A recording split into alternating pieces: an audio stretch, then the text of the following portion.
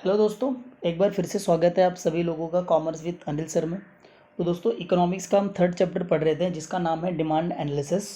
और इस चैप्टर में अब तक हमने क्या क्या सीखा है। तो हमने पहले डिमांड का मीनिंग और डेफिनेशन कंप्लीट किया था। उसके बाद में हमने इंडिविजुअल डिमांड शेड्यूल और मार्केट डिमांड शेड्यूल कंप्लीट किया। और उसके बाद में हमने टाइप्स ऑफ डिमांड कंप्लीट किया था। तो टाइप्स ऑफ डिमांड में आपने सीखा था direct demand, indirect demand, complementary demand, composite demand और कॉम्पिटिटिव डिमांड। दोस्तों, आज का जो टॉपिक है वो क्या है आपका, डिटर्मिनेंट्स ऑफ डिमांड। तो सबसे पहले हम देखते हैं डिटर्मिनेंट्स का मतलब क्या होता है। डिटर्मिनेंट्स का मतलब होता है ऐसे फैक्टर जिसकी वजह से आपका डिमांड क्या होगा, प्रभावित होगा। राइट, फैक्टर्स जिसकी वजह से हमारा जो डिमांड क्या होगा, प्रभावित होगा। डिमांड का प्रभावित होना मतलब आपका डिमांड या तो कम होगा या तो ज़्यादा होगा। तो उसके पीछे कैसे कौन कौन से कारण हो सकते हैं जिसकी वजह से हमारा डिमांड कम हो, हमारा डिमांड ज़्यादा हो, यानी घटे या बढ़े। इन्हीं फैक्टर्स को हम क्या बोलेंगे, determinants of demand. The demand for a goods is determined by the following factor. यानी जब हम कोई भी कमोडिटी को डिमांड करते हैं तो इन फैक्टर्स को ध्यान में रखते हैं, यानी हमारे डिमांड को डिटरमाइनिंग अगर डिटरमाइनिंग को हम हिंदी में बोले तो निर्धारित करना, कि हमारी डिमांड को ये कुछ फैक्टर्स होते हैं जिसकी वजह से हम डिमांड करते हैं। Is it clear?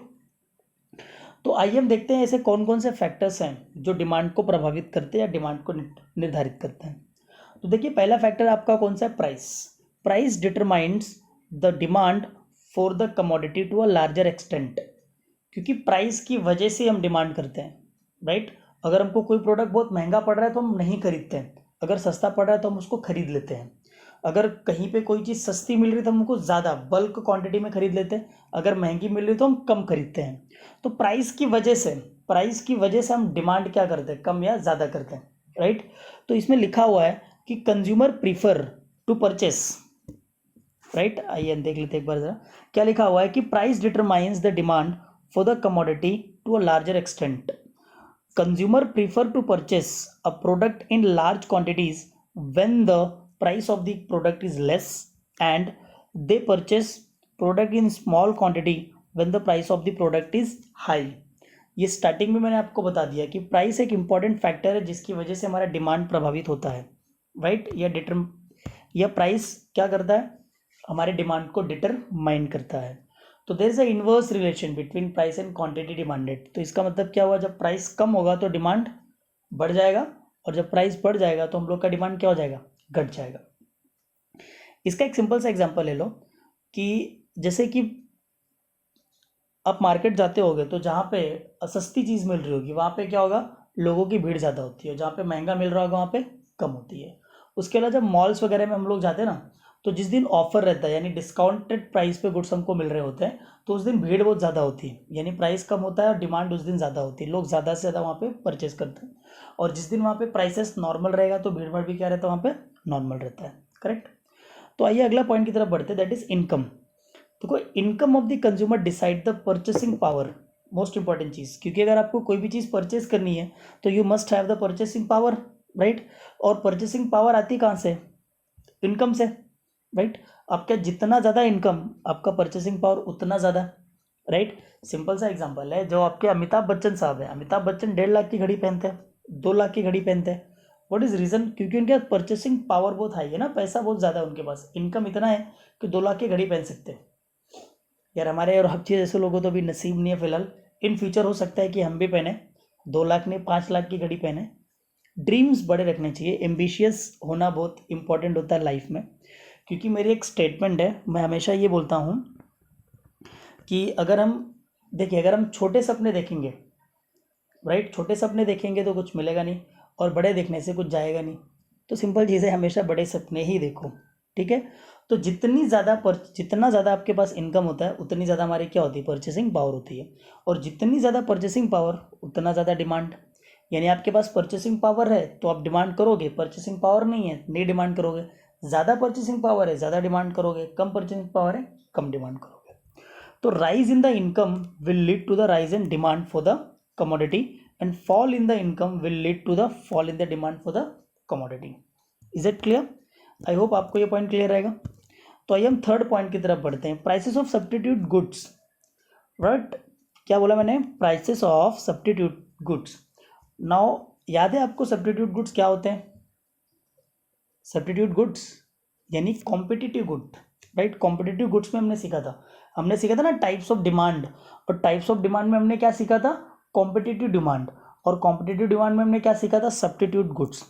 Substitute goods का मतलब क्या होता है? जब एक की जगह हम दूसरा यूज कर ले उसको हम क्या बोलेंगे? Substitute goods. देखो, if the substitute goods is available at a lower price then the people will demand cheaper substitute goods than the costly good. Example, price of the sugar rises then demand for the jaggery will be rises.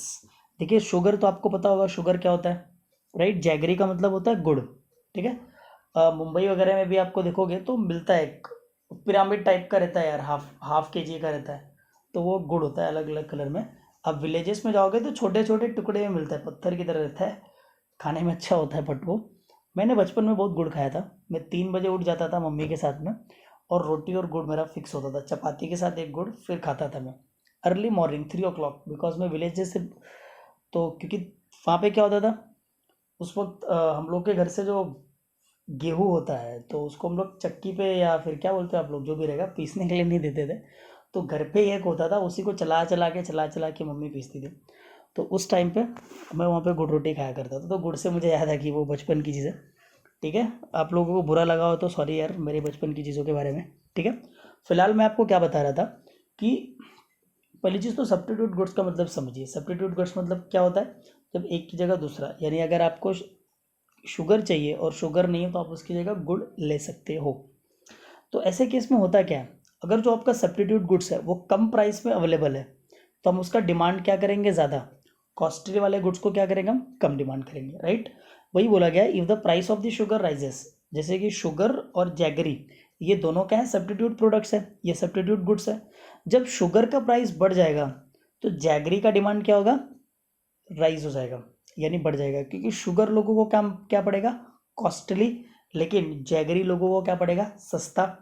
Is that clear? तो हम सस्ती वाली चीज़ क्या करेंगे? ज़्यादा से ज़्यादा खरीदेंगे। देखिए सब्स्टिट्यूट गुड्स के प्राइस की वजह से आपका डिमांड क्या हो रहा है? प्रभावित हो रहा है। Is that clear? चलिए अगले पॉइंट की तरफ बढ़ते हैं हम लोग, price of complementary goods, right. आपको कॉम्प्लीमेंट्री गुड्स मैंने बताया था कॉम्प्लीमेंट्री डिमांड में या जॉइंट डिमांड में, राइट। Complementary demand joint demand same होता है। तो कॉम्प्लीमेंट्री गुड्स क्या होते हैं?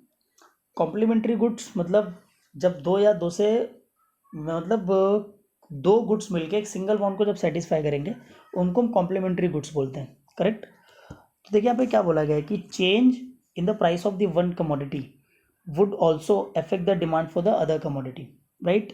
कॉम्प्लीमेंट्री गुड्स के बारे में बोला गया, जैसे car and fuel both are the complementary goods, right. तो if the price of the fuel rises then demand for car will fall. समझ में आया कुछ क्या बोला गया है? कि अगर जो फ्यूल है, राइट, यानी ईंधन, उसका प्राइस बढ़ेगा तो कार का डिमांड क्या हो जाएगा? घट जाएगा। उसके पीछे का रीज़न क्या है यार? महंगा पड़ेगा ना लोगों को पेट्रोल भराना, पेट्रोल डीजल का प्राइसेस अगर महंगा पड़ जाएगा तो हम कार कम बाय करेंगे, उस टाइम पे कार का डिमांड क्या हो जाएगा? घट जाएगा, राइट। और भी हम एग्जांपल ले सकते हैं कि अगर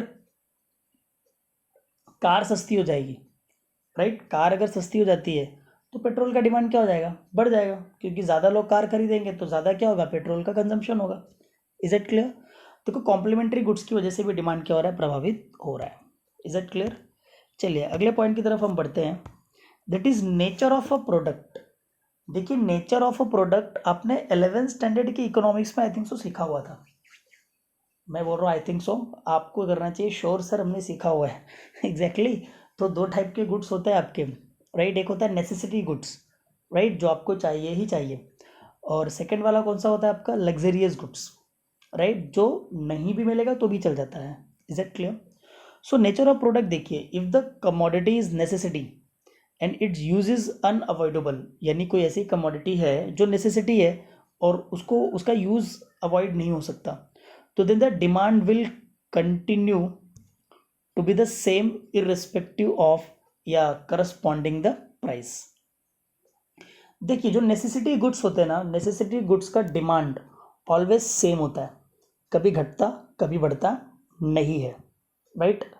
अभी एग्जांपल के तौर पर सॉल्ट ले लो ना, सॉल्ट, सॉल्ट का प्राइस अगर बढ़ जाए तो हम खाना नहीं छोड़ेंगे, राइट। और सॉल्ट एकदम सस्ता हो जाए तो हम बहुत ज़्यादा डालना नहीं छोड़ेंगे, बहुत ज़्यादा भी नहीं डालेंगे, राइट। तो नेसेसिटी गुड्स में आप देख सकते हो जैसे फूड हो गया, खाना हो गया, उसके अलावा यहाँ पे जो एग्जांपल दिया आपको medicine, right. Medicine to control the blood pressure, उसको आप अवॉइड नहीं कर सकते ना, वो महंगी मिले सस्ता मिले, आप क्या करोगे, इररिस्पेक्टिव ऑफ प्राइस है उसका demand will be the same, irrespective of price. Medicine का डिमांड सेम होता है, चाहे प्राइस बढ़े या घटे आदमी खरीदेगा, राइट। सॉल्ट का डिमांड भी क्या रहता है, सेम रहता है। मैच बॉक्स का डिमांड भी क्या रहता है, सेम रहता है। यार ऐसा थोड़ी है मैच बॉक्स सस्ता हो जाए तो आप बॉक्स खरीद के पूरा घर जला डालोगे, या महंगा हो गया तो हम खरीदेंगे नहीं, जहाँ पे नीड है, विलेजेस वगैरह में मैच बॉक्स का नीड होता है। वैसे तो अभी फ़िलहाल गैस का कनेक्शन हो गया है, लेकिन जहाँ पे नहीं है, जहाँ पे अभी भी लोग चूल्हे वगैरह पे खाना बनाते हैं, तो वहाँ पे वो यूज़ होता है। Is that clear? तो एक बार मैं रीड कर लेता हूँ, आपको क्लियर हो जाएगा। If the commodity is necessity and use is unavoidable, then the demand will continue with the same irrespective of corresponding price. Example, medicine to control the blood pressure.